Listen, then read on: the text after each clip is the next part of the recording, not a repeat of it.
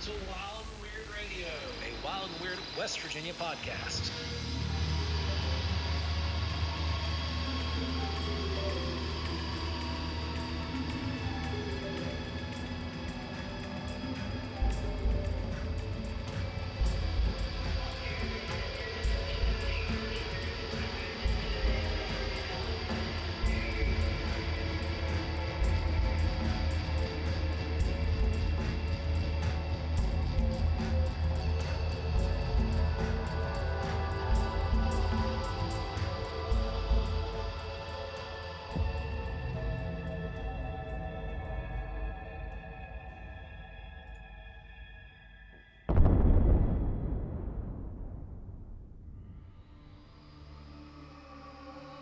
Born October 12, 1875, in Warwickshire, England, Edward Alexander Crowley would become one of the most controversial figures in the world. At an early age, he rejected his family's strict Christian upbringing and focused more on Western esotericism, joined a secret society, and eventually founded his own religion. He attempted some of the most dangerous rituals and eventually was alleged to make contact with an entity that some today believe was similar to alien contact experiences. He was deported from countries hired by others. He denounced Great Britain and declared himself an Irishman. During the First World War, he came to America and acted as an Irish spy for the British government. He died in 1947, and his beliefs continue to influence mysticism and the occult teachings. Join us for a look at some of the mysteries surrounding this enigmatic character on this episode of Wild and Weird Radio. Welcome back to Wild and Weird Radio, guys. We got a fun show in store for you. Tonight, we're going to be going over one of the most infamous human beings of the modern era. We're going to be talking about Aleister Crowley tonight, guys. As you can see, Jess isn't here, which means that doesn't look like we got all of the like, share, and subscribes. No. So you know what has to happen. And Jess is out on assignment doing that. Yeah. So sorry, but not sorry. Yeah. Those So poor try orbs. to do better. I mean, we can call it off. I mean, pick your phone up right now. Pick your phone up, call it off. We can fix this. Fix this right now, guys. Just like, share, and subscribe. And, Nessie will be safe. Problem solved. That easy, guys. Yeah. It's free for you to do. So, see, if you can't beat them, join them. That's what I'm saying. Exactly. Okay. Well, let's go ahead. Let's get into the news before we tackle Aleister Crowley. Here's the news. We're not going to tackle Aleister Crowley. You can't. I mean, it's just pure evil. He could just. But I could be like one of those priests back, in European 1600s where I'm hastily putting reanimated corpses back. You could do that. Which we're going to talk about here in a minute, guys. Oh boy, something to look forward to. But let's get to the news desk. Off to the news. All right, guys. So first one up, which is something you've heard us talk about quite a few times, and this is the James Webb Telescope. This thing is absolutely amazing. And the rumor right now is that one of its first targets is going to be looking at Proxima B. Yeah, Proxima B is really unique. It was discovered in 2016. It was called the Super Earth at the time and represented the first confirmed discovery of an Earth-like planet that was closest to us. It's at 4.2 light years away, however, so it's not too close. But while observing Proxima star system, astronomers had noticed a slight dimming of the planet or a wobble in the spectrum every few days. It suggested there might be another planet. So on February 10th of this year, 2022, researchers using the European Southern Observatory, a very large telescope, they found a third planet. And this planet they have called Proxima D. It is only about a quarter the mass of Earth and one of the smallest and lightest exoplanets discovered so far. It's a new planet. It's so close to the sun that it completes a orbit every 5 days. And that was they think that's what's causing the strange wobble signature, the spectral wobble signature that they had been seeing all this time. The Proxima star system is actually becoming very huge. We have discovered, I think, 3 planets at this point, and there's probably more. Scientists think that this star system may be our best chance at this point to find other intelligent life that is very similar to us, as these planets are, are actually in inhabitable zones. This one not. It's so close to the sun that it would be I think it's 5 or 10 times closer to the sun than our Mercury. The web is going to be taking a look at that, and it also might be able to catch a good glimpse at the next Oumuamua. Yeah. Oumuamua. Yeah. So that's what we those hear. Yeah. those two reports, one came in from Dave Roberts, friend of the show and member of the collective. The other one came in from our buddy and field correspondent extraordinaire, Brandon Wells. What else do we have in the news this week, Ron? No, we have a lot of stuff in the news that's, but there wasn't really a lot of great stuff in the news this week. I was really disappointed. After last, It was kind of like last week was the same. It was yeah, dead week last week, and this week's kind of a bummer too. This is weird. I mean, there is a lot of stuff going on, like geopolitically, I guess you could say. Yeah. So there's things that are kind of taking. We try not to attention. go there. Yeah, and I think that's probably what it is. I think a lot of people are, obsessed with real news. What we do isn't real news, I mean, watch the real news so you don't know about the alien invasion that's coming. Anyway, and we're not talking about a fake alien invasion. Totally joking. That was a joke for the fake alien invasion people. So, yeah, guys. Yeah. No, I'm just kidding. I love you guys. What else is going on, Joe? I don't see. I mean, I'm scrolling. We did have the potential of finding another planet, another major planet that could potentially support life for at least 1 billion years. Right. The big one. Given the fact that we might not blow it up. Yeah, right. Because let's be real, the monkeys like to throw rocks. Oh yeah. Yeah, and this one's pretty far away, though. I mean, it is. It's. I mean, I guess we could take off now and get out there. And it's 117 light years. Yep. So it's going to be at the speed of light. It's going to be a long time to get great there. Grandkids might be there. Yeah, we need a generation ship to get to something like that. Yeah. But it's in the Goldilocks. Well, yeah, we could do that. It'd be a lot faster. But it's in the Goldilocks zone, they think. And here's the thing, though. Here's the one thing that really bothers me about this planet, guys. Okay, I'm going to get serious for a second and just read this part for you. Researchers from the University of College London made the unexpected discovery while observing a white dwarf, the glowing remains of a star that ran out of its hydrogen fuel. Okay, so it's 170 light years away. Now you're thinking, oh, 170, we got a new planet we can go and colonize, our great, kids, right?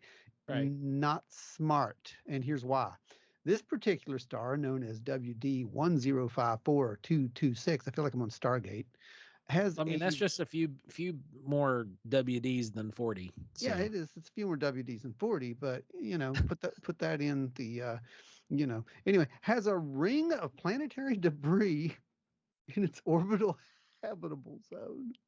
Okay, guys, I am no astrophysicist by any means, but I do know that if we have a planet that's in the Goldilocks zone, where that means, for those who don't know, life. It's the sweet spot. Yes, that's where life could be, right?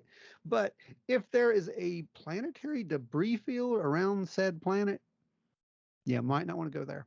Just, especially you might not want to make guesses that it could be inhabited for 1 billion more years. I wouldn't go there. Something tells me that they probably would have thought the same thing about the planet that turned into debris. Yeah, right. So, well, we don't know if that's planetary debris anyway, right? I mean, there are those who believe that Oumuamua was part of an actual structured object. True. So those could be the remnants of a dead fleet, for all we know. Shoot, they could be a whole fleet. Yeah, I don't think we should be messing around in places that. And I don't think we should send signals to places like that. I'm sorry, I don't. I think it's really dumb. That's my serious. Yeah, it could go south pretty quick. Well, we would never know. It would be that quick. Here's another one for you guys that like to attend conferences. We've got two. One of them that we're not going to be at. We can't make it, but a good friend of ours is putting it on, and we will be at it next year. Is the Sasquatch Triangle Conference on May 15th. That's a great one. It's up in Coshocton, Ohio. It's a great, honest, boots on the ground researchers coming to talk. Good show. Not very vendory. It's mostly just like a lecture kind of deal. Lecture. There's a few Yeah. handful of vendors will be there, but it's not that's not the main focus. It's more educational and instructional, which is awesome. We love that. So another show that we will be at, and we're also speaking at, it was announced this week, is the Withville UFO Festival. Yeah, June 11th. And that's going to be a really good show. For those who say they didn't see us at Flatwoods and catch our back and forth banter, it was really good. It's a really good a good little lecture, I guess. It's a good format is what we're trying to get It at. is. It works really well, and it's different than what you normally see at conferences. Yeah. So if you guys do want to come check that out, we will be at the Withville UFO Fest, and it's going to be a good time. I hear we're going to have some cool stuff there, Joe. Is that Oh right? yes, Possibly going to have some we cool will. stuff. We're going to have some really cool stuff there. Stuff. Do you want to tell them about one of the stuffs that we're going to have? I'm afraid I'll tell them the wrong one. So you go ahead and tell them. Well, okay, there is one thing that is making its appearance, and we will have more of them at Withville, and that is going to be the very first that we've been able to muster and find, because we've looked. Yeah. The very first physical collectibles of Indrid Cold and his craft. Okay, yeah, we're going that one. Yeah. That's one we've been working on for a very long time and kind of hinting toward and showing little things, but we still haven't showed the main thing, have we? But you will see it next week. It's going to be really cool. There will be some new art that goes along with that as well. Yep. So it'll be sold as a set or sold individually. The set price is going to be a lot better than if $11 billion. Yeah. And that might include an autograph. I don't know. I mean, I don't know if we can get Joe to sign. I'll sign maybe. it. I don't think Joe will sign it for that. Maybe. I don't know. You might have to throw it another 50 cents but or something. There is something extra special that we are bringing to Withville as well, but you're going to have to wait until we get there because it is going to be awesome. Yep. Okay. That's good.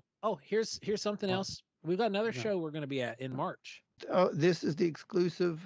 This one has been in the works for a while too. Yep. It is a very small, cutesy little mothy, and because we like our little mothies around here. Yep. Mothies he's kind of like our mascot. Some people may call us the gatekeepers of Mothman. I wouldn't call us that. I don't think we are, but it's been called that. I would not. I definitely wouldn't call us that. I'm not keeping any gates unless it's about fake alien invasions. I'll keep that. Or has tacos if it's a gate for tacos. Yes. Yes. So say we all. Okay, let's move on. That's the news, I think. What do you think? Is that the news? I think it wraps it up. So hit the button? Catch us out at hit the button. Bye. Catch us out at No, seriously, go ahead. You're fine. All right. So this is where do we even start? Because Aleister Crowley seriously is. Well, what does it mean to you when you hear the name? Well, before I ever knew who Aleister Crowley was, I was very familiar with the song Mr. Crowley. So this is, our generation, pretty much. That's the extent of it, I think. Right. That and, he's evil, right? I mean, that's pretty much all you learned, right? And he was just so infamous for being out there and being so off the wall with his beliefs. Off the wall is good, yeah. And he some of his he basically started his own cult. Some things you just you want to aspire to, and you just other people's do them. Yeah, I mean, to be fair, it was just kind of like he picked up where I guess you could say his mentor like dropped the ball with him and started. his own cult. Well, you know, find that with a lot of stuff, right? And the churches do the same that's thing. what I I was mean, going to say. You see that with everything. You you get see like almost like a denominational split. yeah, you've seen this. But for those who don't know, Aleister Crowley, he was born in 1875. So this isn't, this is pretty far back there, guys. I mean, Yeah, but he lived quite a long time. yep, as one does when one practices dark arts. No, I'm kidding. Uh, Exactly. I'm totally All joking. those souls that he stole. No, but no, he had a really strict Christian upbringing, by the way. I don't know if people knew that or not, but I guess his parents were really, really strict in his upbringing, and he kind of rebelled, and he didn't like that. Okay, so he moved when he went to college. He got hooked up with the Order of the Golden Dawn, and that was 1898.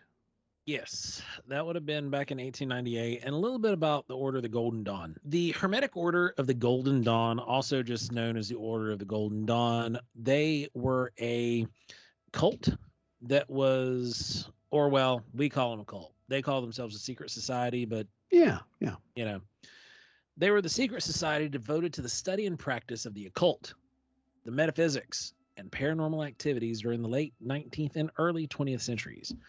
They were known as a magical order of the Hermetic Order of the Golden Dawn. They were mainly active in Great Britain. That was kind of where their big foothold was. You didn't see them popping up around the rest of the world. It was mostly there. And a lot of the folks who were in it were they came from a very mixed background. You had very very strict fundamentalist Christians that became members of the order. You had many present day concepts like what we would call like say Wicca, things like that. They were practicing Wicca back then. well, the And fundamentals of what would become Wicca. right, it was the Right. fundamentals of Yeah. what would become Wicca. Yeah. And Thelemia, Hmm. and they were all inspired by what the Golden Dawn was doing.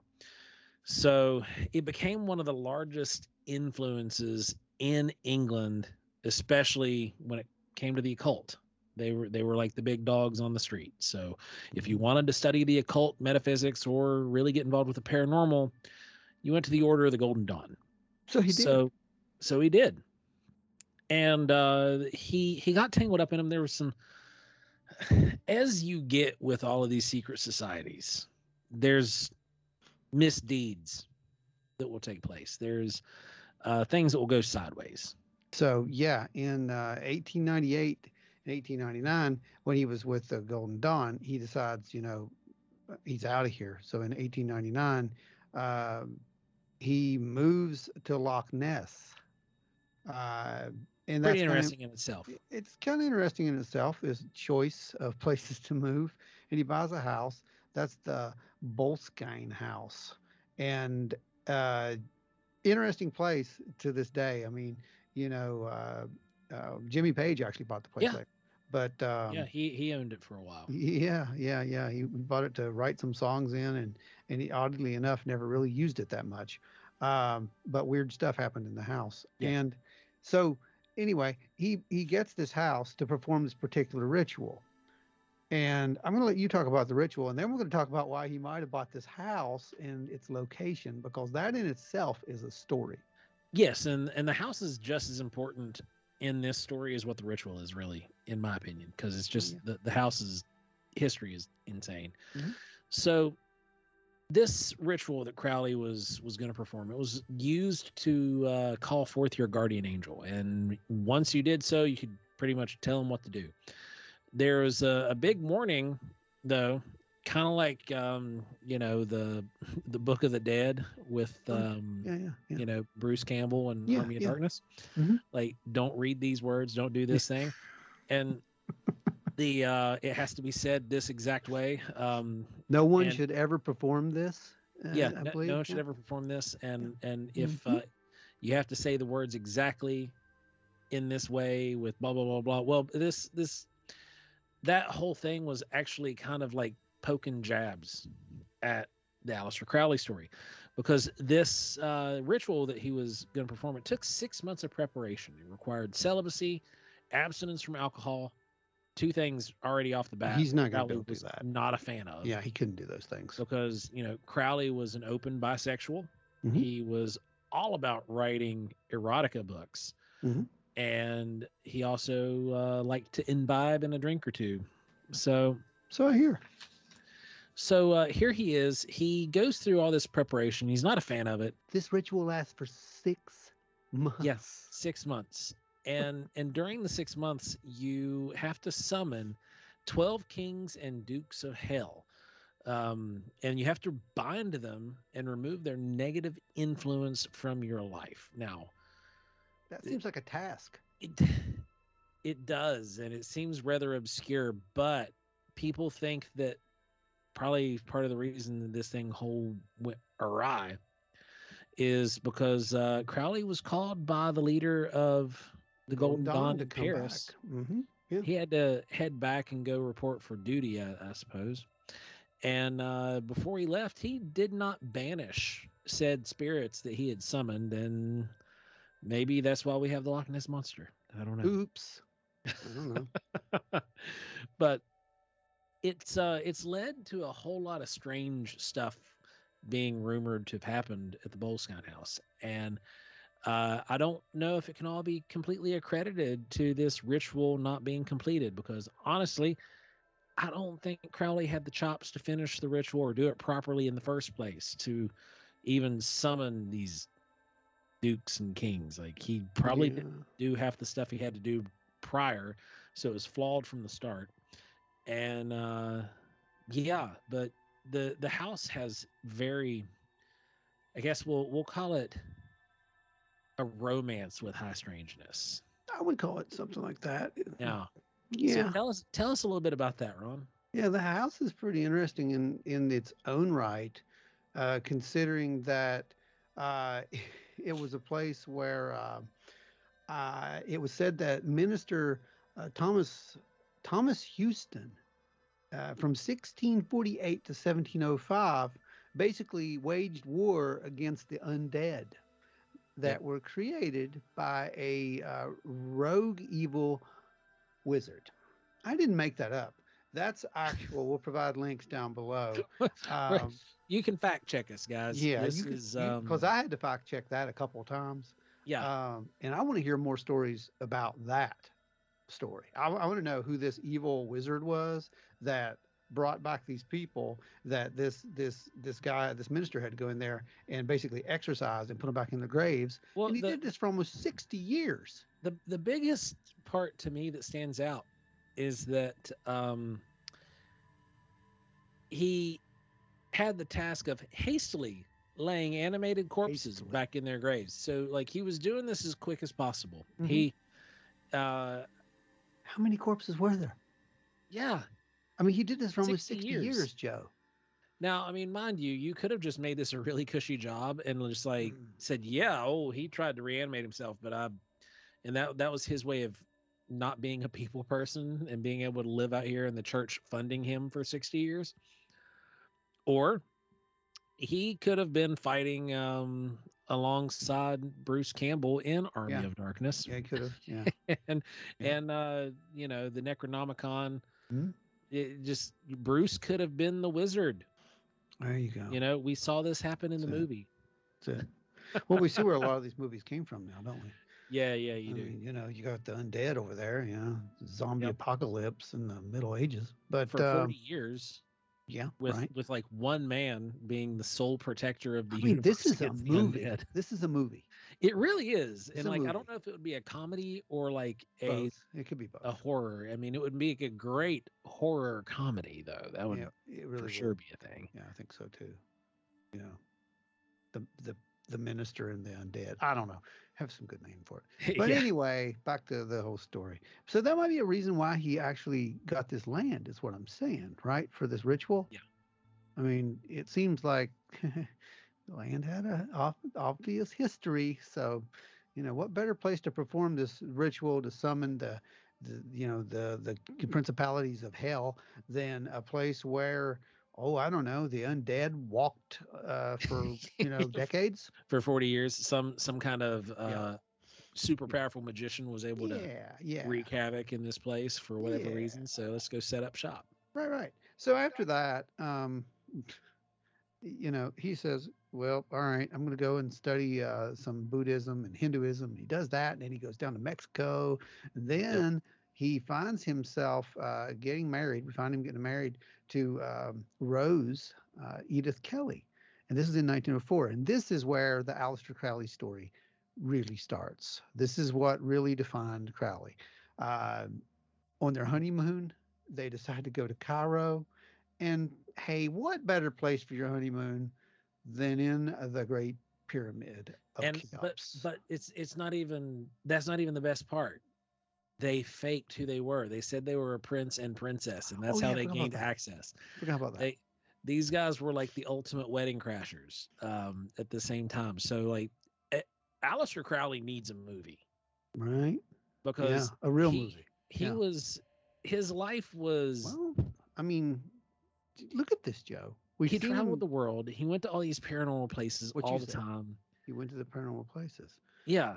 but he did that as reasons and for the purposes of what he was trying to do, whatever his grand plan was. It seems right. Yeah, it's true.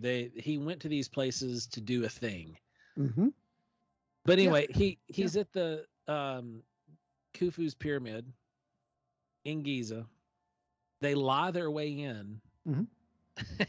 and they It's conduct honeymoon time. They do the thing because, yeah. and if anyone knows Alistair, that's important Yep. to his rituals. So all of a sudden, what happens, Joe, after this?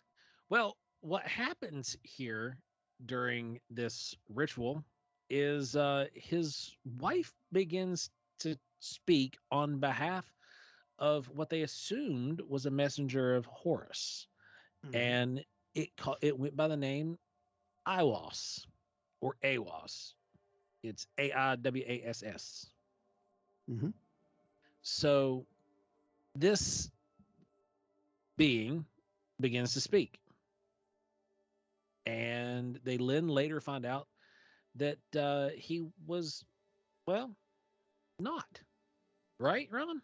Yeah, he really thought that, well, his ritual that he performed worked, Yeah. a few years ago, and this was his guardian angel that he was now in contact with. Oh yeah, But that's the part we left out. See, I didn't address the guardian angel part. But I thought in my head that I did, and that's why I said and not right. right, right, right, Oops. yeah. So so yeah, he thought he got his guardian angel called up, and it was Iwas, Awas. However, that was not necessarily the case because later found out that Iwas was something else altogether different. Possibly, yeah.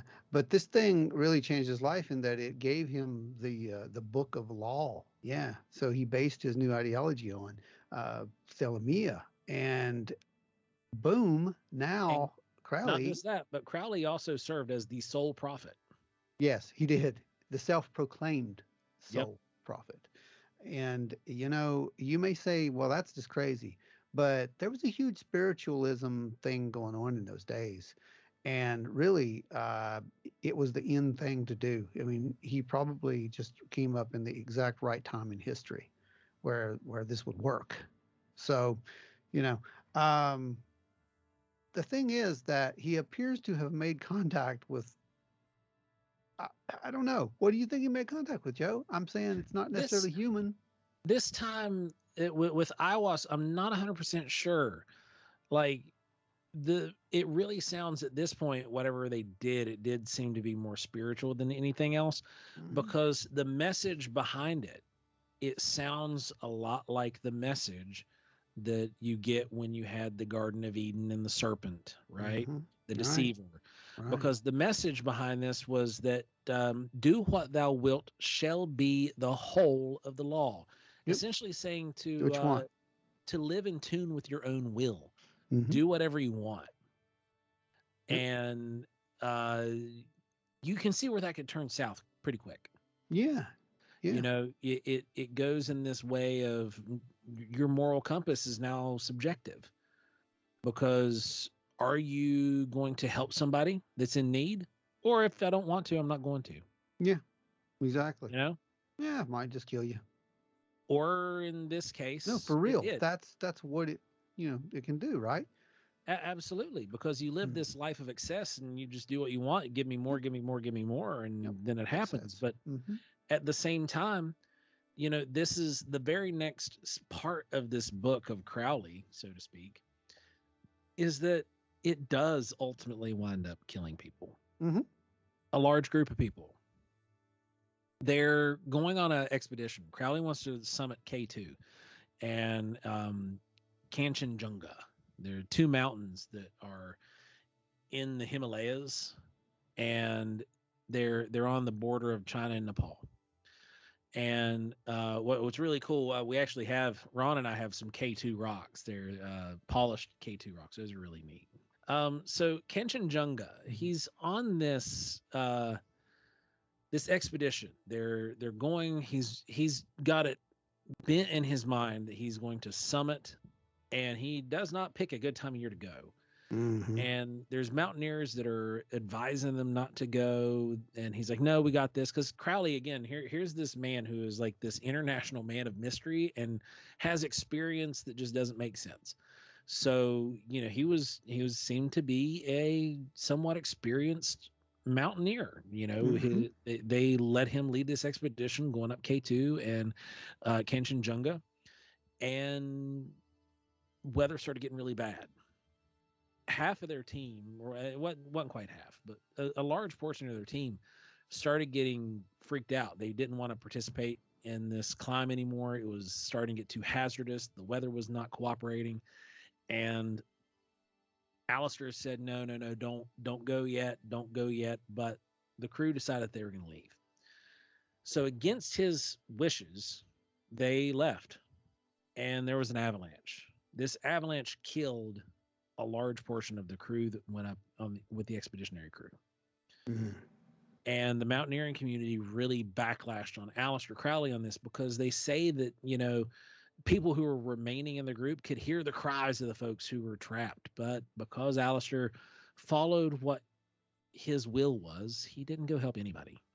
He tried to press on and then was ultimately beaten by the mountain.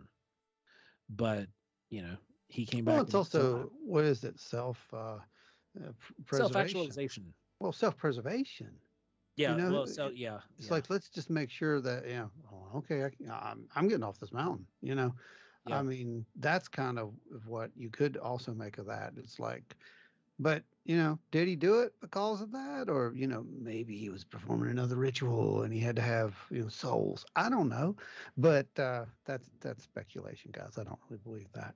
But I do think that, that probably did change a lot of views in the man's life at that point on, because later on, a few years later, he goes to New York, and when he's in New York, he tries to summon yet another thing.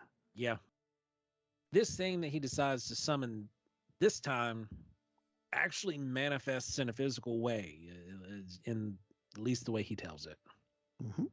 And this being called itself Lamb, Lam. And it really is what I think the root behind the whole demons and aliens conflict here.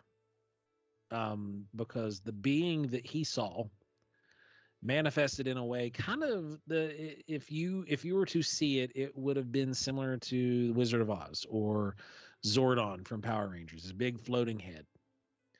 And it was communicating with him and talking to him.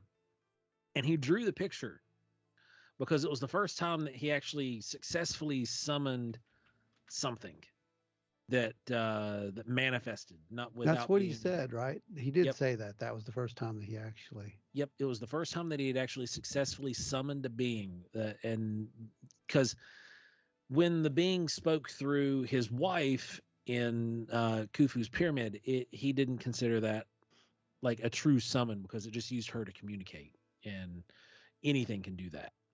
Mhm. So this was the first time that he performed a ritual, and a being appeared before him. And Ron will throw up a picture here of what this lamb character looks like.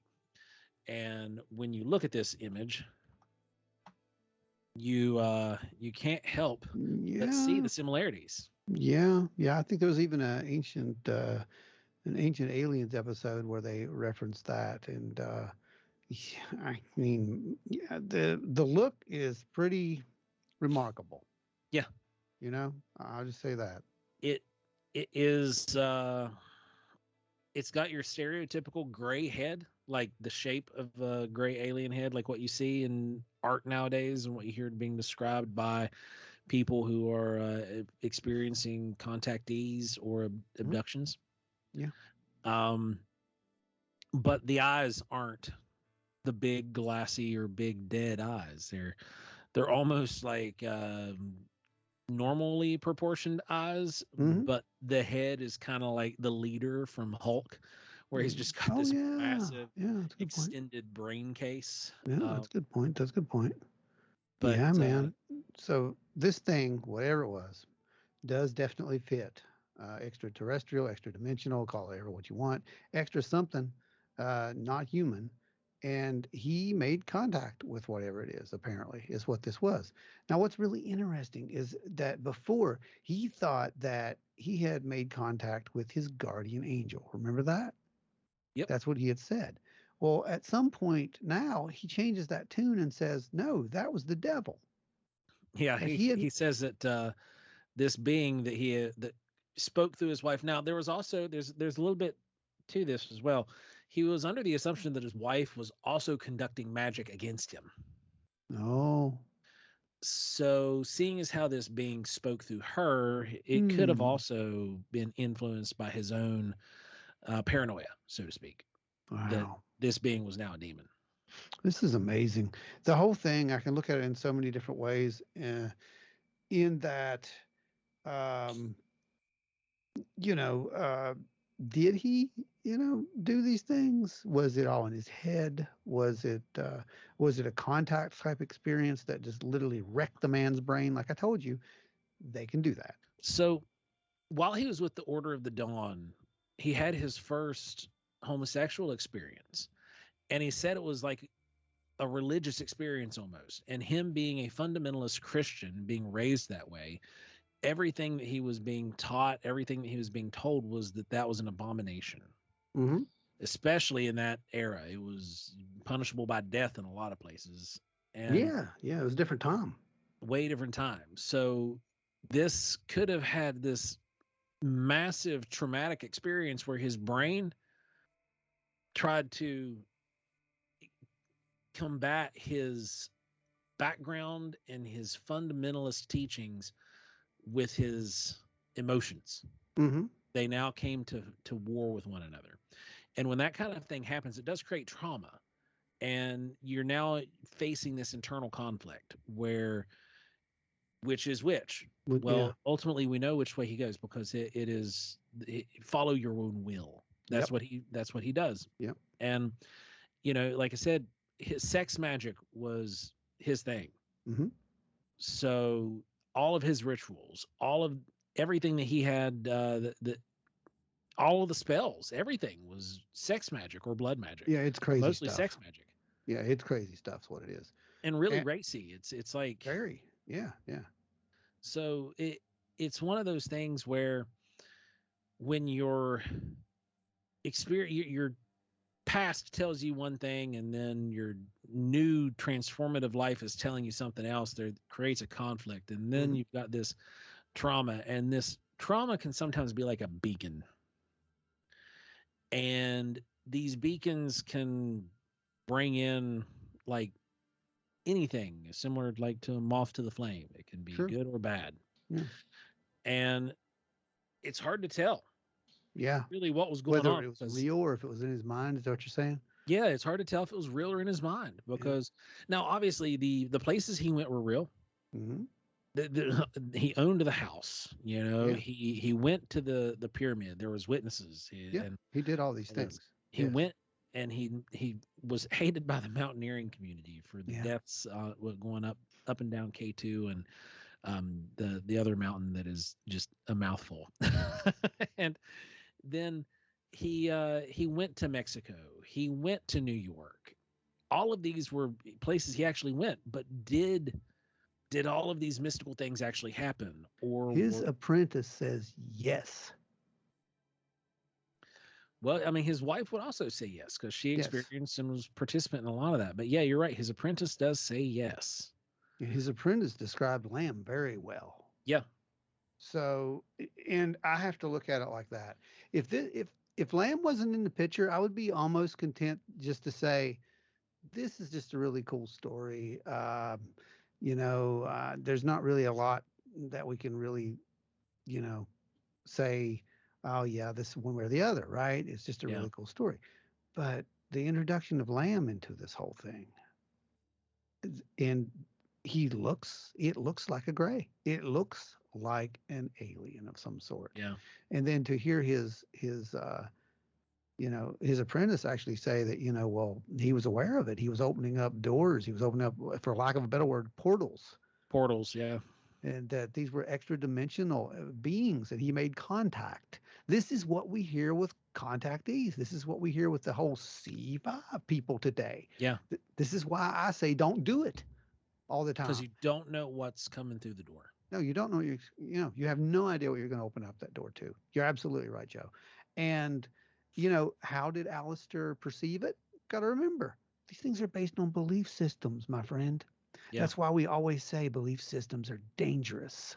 Well, speaking of belief systems being dangerous, Lamb and the contact experience that took place there has turned into this massive, I guess, phenomena all of its own. Mm-hmm. Is the only way I can put it. There are people who have portraits of Lamb. There are people who wear pendants of Lamb on their neck. You can buy them. Yes. There are people who look at the U.S. dollar and say that Lamb is on the U.S. dollar between the eagle's wings, and that it just frames it out. You've got there's so much conspiracy theory that wraps up around this character. And then you've got the church. The church, Aleister Crowley called himself the Beast 666. That's right. And let's address that just for a second. We're looking at this. People, the modern church, all those people, they look at him, they call him a Satanist, but honestly, he predated Anton LaVey. Mm-hmm. So he kind of laid the groundwork of that. Do your own will, be masters of your own will. And that's one of the tenets actually in the Church of Satan.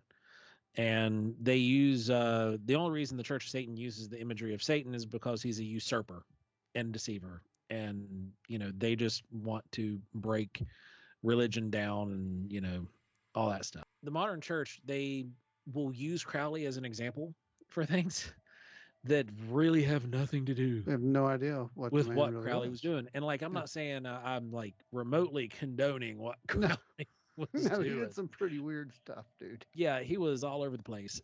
But there's a lot of stuff. I know that while when I was coming up in the church, there was a lot of things that were referenced, and Aleister Crowley would come up, and you normally use Aleister Crowley some of these older pastors would use Crowley as a way to demonize Ozzy and Black Sabbath, because the song Mr. Crowley. Mr. Crowley.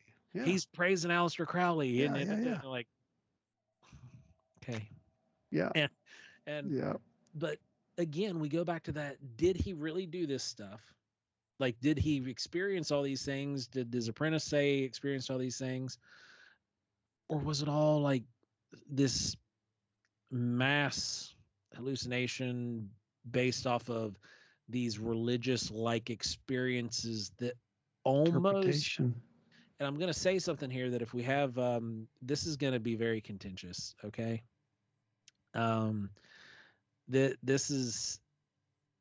There are a lot of these behaviors going on today within the modern church where they have these, what I call them, emotional orgies. and they say they experience something. The euphoria is Yeah. what it is. Yeah. But you have this euphoric experience, and it's real to you. Were these experiences that were like these? Because I mean, let's face it, some of Aleister Crowley stuff was actual orgies, and Yeah, it was. Yeah, and absolutely. and Totally you're was. you're going to experience this Euphoria. euphoria, Yeah. But you're and saying the same thing, the same power, the same yeah, mindset, the same explosion of consciousness. yeah, Yeah, I know what you're getting at. I know you're what you're you're getting at. you're gonna feel these things, and it will seem real to you, but the substance just isn't there. Mm-hmm. Like there's no, it doesn't do anything after Well, do the you fifth. think it could be, of course, with Crowley, I mean, there's a possibility we could look at it in other ways, in New Age and metaphysical ways, and say, well, maybe he had like a Kundalini awakening or something, right? I mean, couldn't that have happened? Like something could have popped in here, and all of a sudden, now I'm one with the universe, and I understand. But he's only understanding it in his, again, in his in belief his system. in his belief system. Yeah. Yeah, The and this, like you were saying earlier, this is where belief systems get really dangerous. yeah. And it goes for everybody. If you start dabbling with something you don't understand, but you frame it within your belief system, you can cause absolute chaos to take place. Oh, I think so. Yes, And yes. it is so bizarre sometimes how these belief systems can manufacture things for us, right? Like Yes, we have these it's like self-actualization, it is self-actualization. and we have these belief structures that are so fixed Hmm. that when we start to budge any of those or move against any of those, we have these almost retaliatory responses. Hmm. And Crowley was one to struggle with his own belief system, I believe, I because think you're right. it I it think you're had to right. fit his belief, it had to fit his paradigm. And also, Crowley causes other people to struggle with their belief system. Hmm. Um, some of the more esoteric stuff that he got involved in, it like just what do you do? Like you can't. This was before there were recorders. This was before you could video camera any of this stuff Hmm. Yeah. or record anything. So you're taking a dude and his cult's word for it. Man, it was a big. I mean, this was a big movement. It They had was. across the world, right? I mean, Well, I it mean, wasn't. think about it. It's real easy to get people involved in your cult when your cult's like, "Hey, we're going to do it. We're, we have a lot of sex. Perk number one." You know what? I'm laughing, but this is true, and that's true with It a lot of is. cults. Yeah, yeah, A yeah. lot of cults. That is one of the things. The whole free will thing. Hmm. Do as you will, right? It's the whole Crowley motto. I Yep. mean, it literally is based off the whole Crowley motto. It I don't really think you can is. have a cult unless you have some form of Crowleyism in it. Is that a word? I just made it It up. is now. It is Crowleyism. now. Look at you making up words. I know. Yeah. I learned from you. So there's that.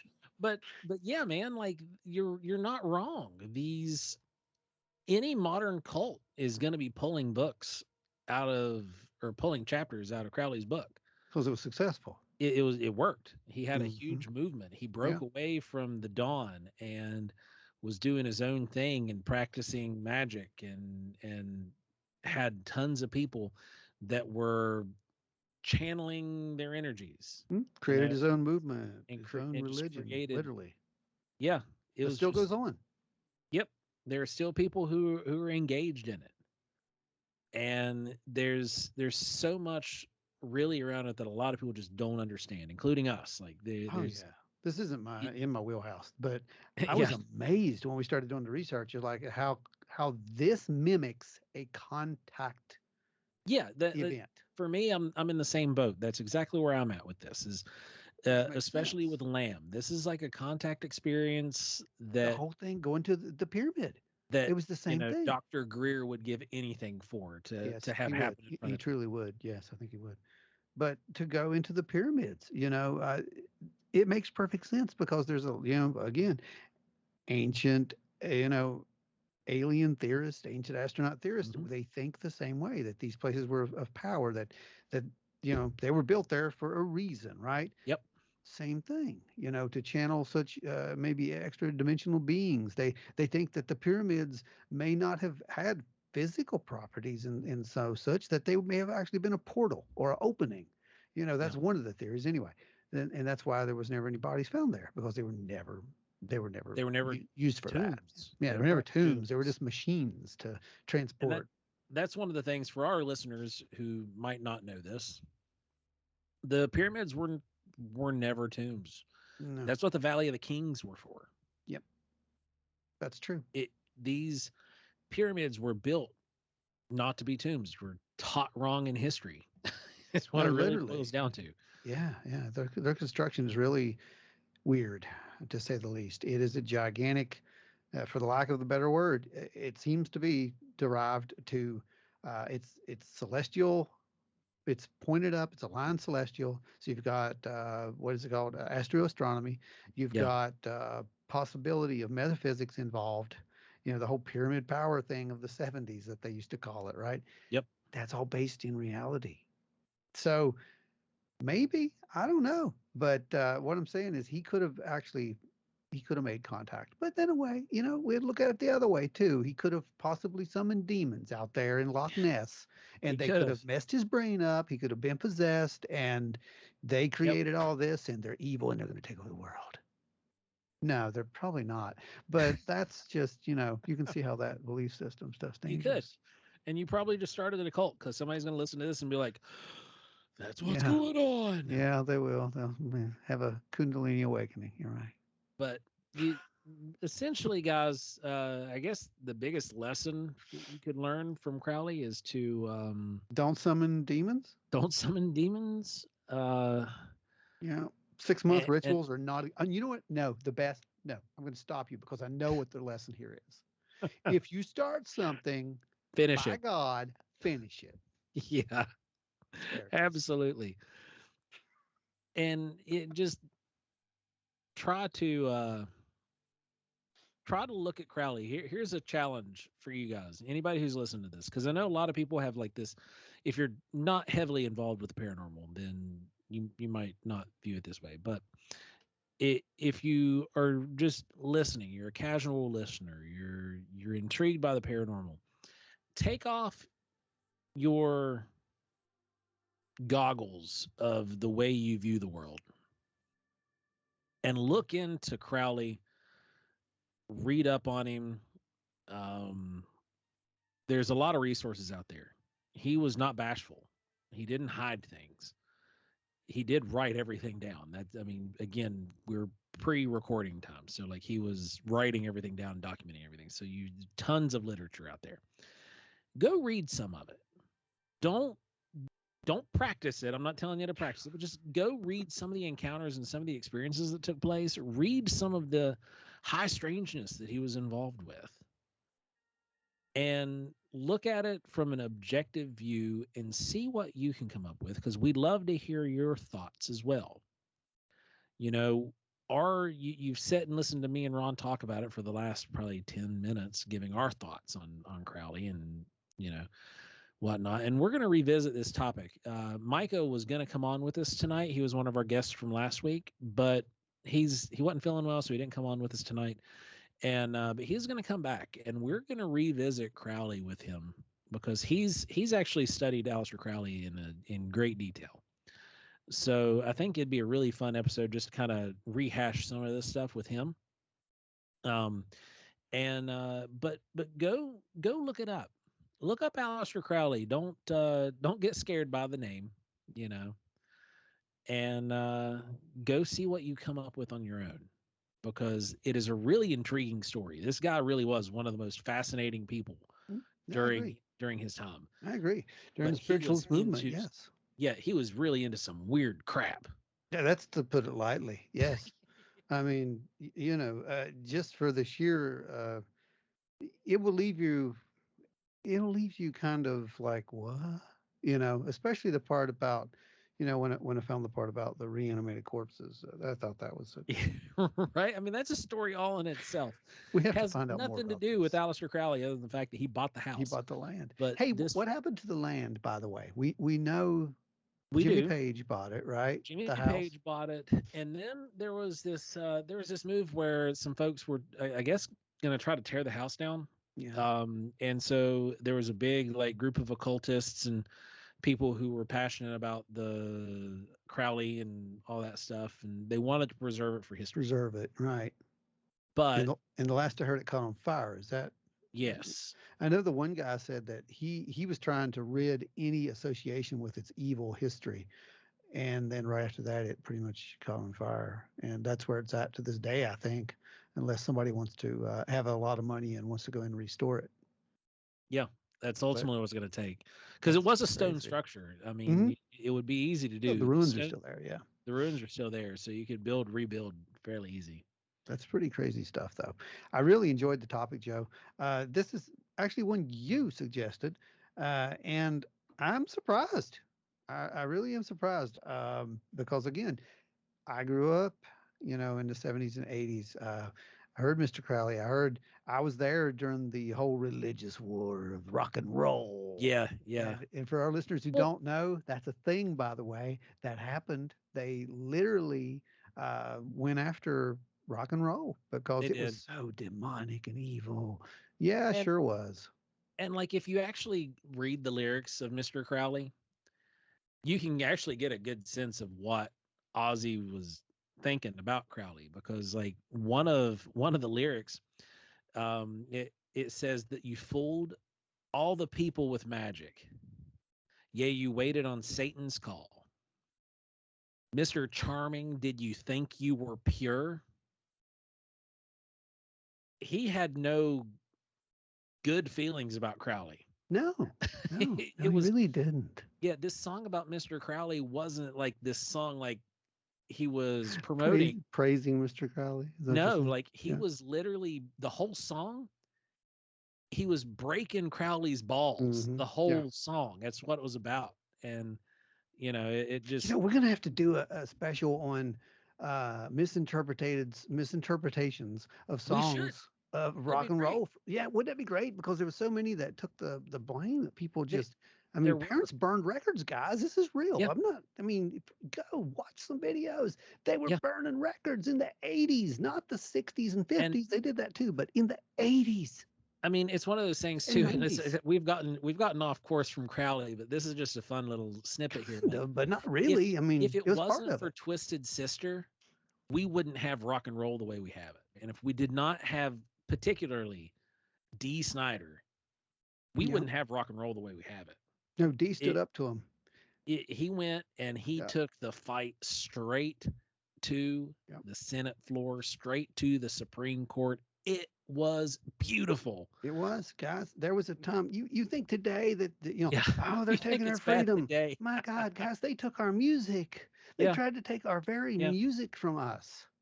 I Yeah. mean, so yeah, this really happened. We're going to do a story on this, Joe. We have got to do a We story. will. We'll The do the we'll Untold. cover well Yep. we'll cover it with the Satanic Panic because it fits into all that. Oh, I like that. Yes, the So Satanic yeah. Panic. I have We'll, some stories from that, so that'll be wonderful. I yeah. was actually accused of witchcraft and almost burned at a stake once.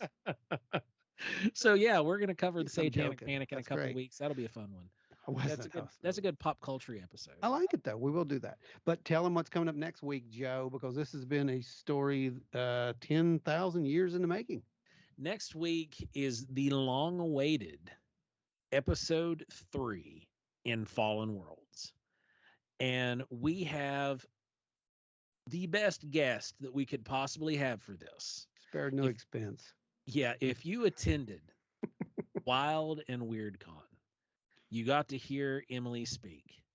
If you missed Wild and Weird Con, you're going to get a chance to catch up on it because Emily is coming to Wild and Weird Con 2022. So she's going to have a different lecture prepared for you guys. But next week, we're going to be covering the survivors. It is going to be an amazing episode. Emily is the museum educator for the Southern Ohio Cultural Museum. And She has the privilege to take care of one of the largest collections in North America from the Adena and Hopewell cultures. Yep. If you don't know who those are, you're going to find out next week on Wild and Weird Radio. So it is going to be a good one. It's going to be a very good one. Been looking forward to this one for a very, very long time. So in the meantime, remember to like, share, and subscribe. Go to Hellbent Holler, like, share, and subscribe them. Go to Wild and Weird Radio on your any podcast or podcatcher, anywhere you listen to podcasts, Spotify, Google, Apple. Leave us 5-star rating review on Apple if you're listening to Apple. Helps us stand out in the ratings. Watch us on YouTube. Join us for the live premiere every Friday at 8 p.m. Some of us will be there, right? Yeah, we have a good time. We had a lot of really good questions last time, too. Great questions. So the conversation that goes on during the live premiere on YouTube is always great. And the more folks that show up, the better. The YouTube is growing. Thank you guys for that. Keep pushing, keep sharing away. It's only going to get better from here. We are coming up on an anniversary as well. We are. Dish your brush or what? Huh? Nothing.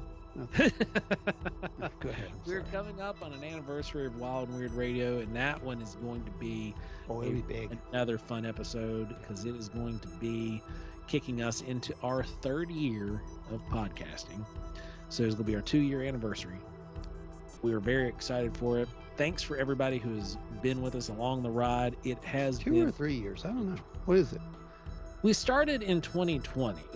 So it's our 2-year anniversary, pushes us into 3rd year. Ooh, so that's weird. Scary stuff. Right? Yeah. Don't seem like it's been that long. We've only missed a few episodes with you guys, and we like to keep this weekly thing going. And we're going to keep doing it as long as we're going to be trying new technology too, Joe. We are. Yeah, we went to this platform this year. Next year, I think we're going to try holograms. Sweet. That way, virtual runs we can be right there in front of you. Yeah, it'll be great. It'll be awesome. So, yeah. Well, guys, remember, if you don't like, share, and subscribe, we're gonna go banish one of those 12 demons? No, that won't work. They don't care. I mean, that's a good thing, right? I think that's a good thing. So. Yeah, so I'm not summoning any demons, so I'm not gonna I'm not summon demons. We're just gonna leave this one alone. Go like, share, and subscribe, guys. Go like, share, and subscribe. Stay wild and weird.